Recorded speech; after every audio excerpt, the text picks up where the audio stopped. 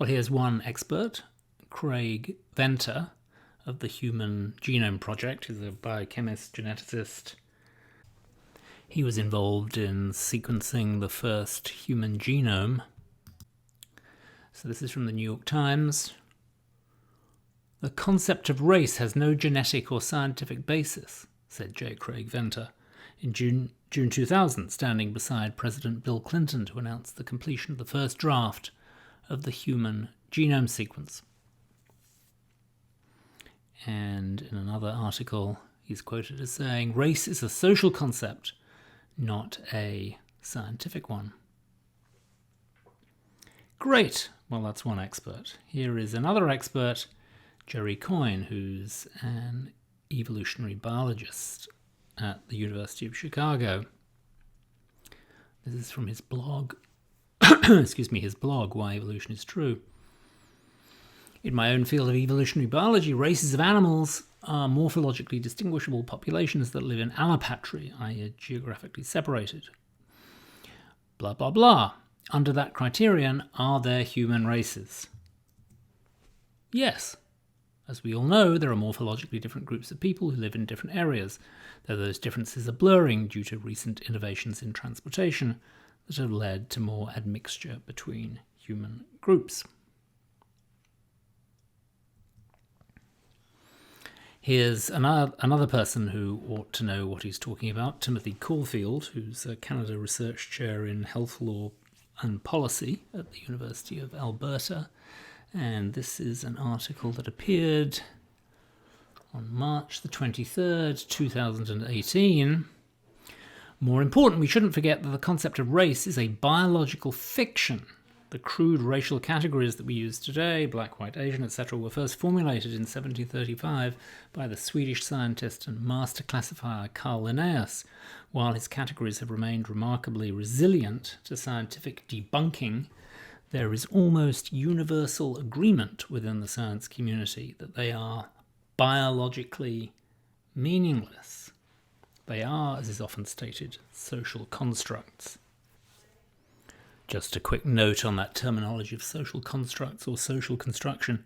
This often comes up in these discussions, both of race and of gender. It actually causes nothing but confusion. So let's not use that term. Now, on the same day as it happened, March the 23rd, 2018, there appeared an article in the New York Times by a Harvard geneticist, David Reich, How Genetics is Changing Our Understanding of Race. I have deep sympathy, he says, for the concern that genetic discoveries could be misused to justify racism.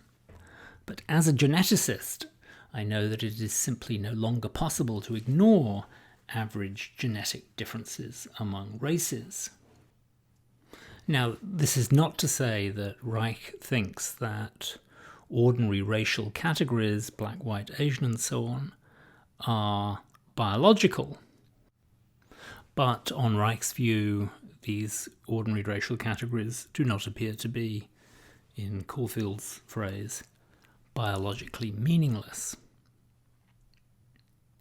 As you can imagine, there were a few letters appearing in the New York Times about this article. To the editor, David Reich does a disservice to the many scientists and scholars who have demonstrated the scientific flaws of considering race a biological category. At last, a Harvard geneticist, David Reich, admits that there are genetic differences between human races, even though he puts the word race in quotation marks.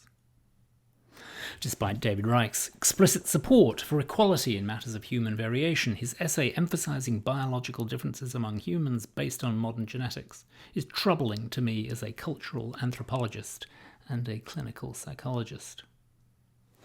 Well, what's the moral? It's simply this. Do not try to settle the issue by appealing to authority.